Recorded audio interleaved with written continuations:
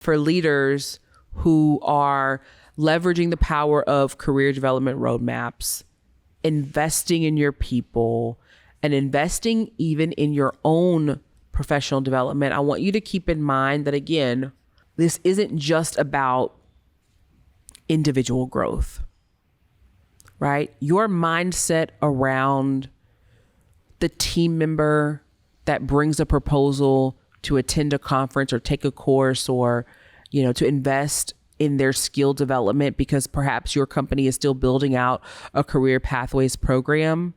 This isn't just about that team member. It's a strategic move that drives organizational success. In this rapidly evolving business landscape, fostering continuous learning and development isn't only necessary to staying relevant, but it's also a way that you as a leader of people, that you as a leader of leaders, and definitely you as an organizational leader are going to build a loyal, engaged, high-performing workforce that you retain, right? That isn't leaving your organization. So if there's any way that we at Career Thrivers can be a partner in your success, as you look to do that, please, please, please reach out to us. We share a lot about the importance of retaining women and retaining professionals of color.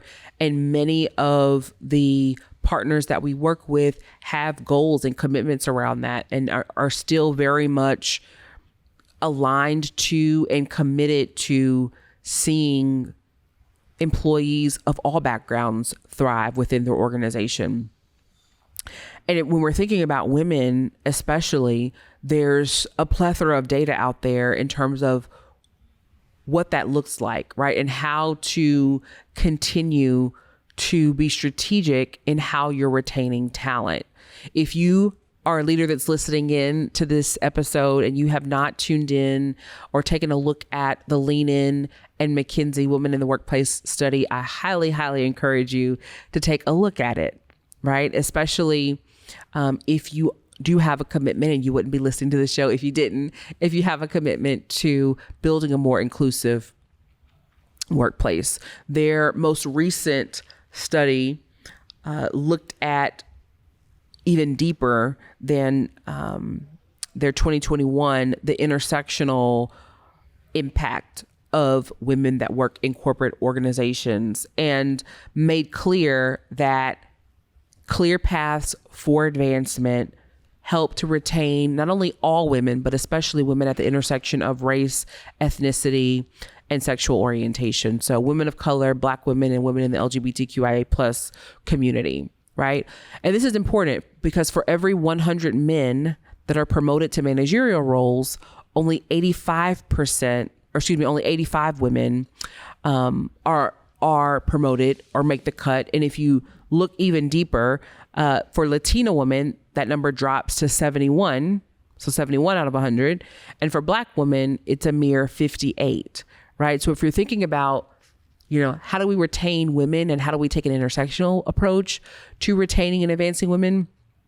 Having a supportive environment that prioritizes mentorship and career development and having a career pathway, right, moves beyond buzzwords to really being a backbone for building a thriving and diverse workforce. And we've seen companies transform by adopting an inclusive approach to upskilling, reskilling, and having a career roadmap.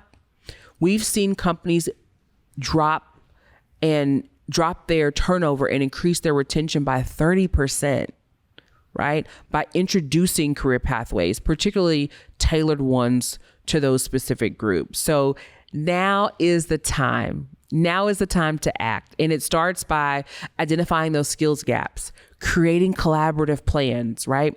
Having the right stakeholders at the table to really think about what does this look like, and then integrating inclusivity in every aspect of your approach, every aspect of your program.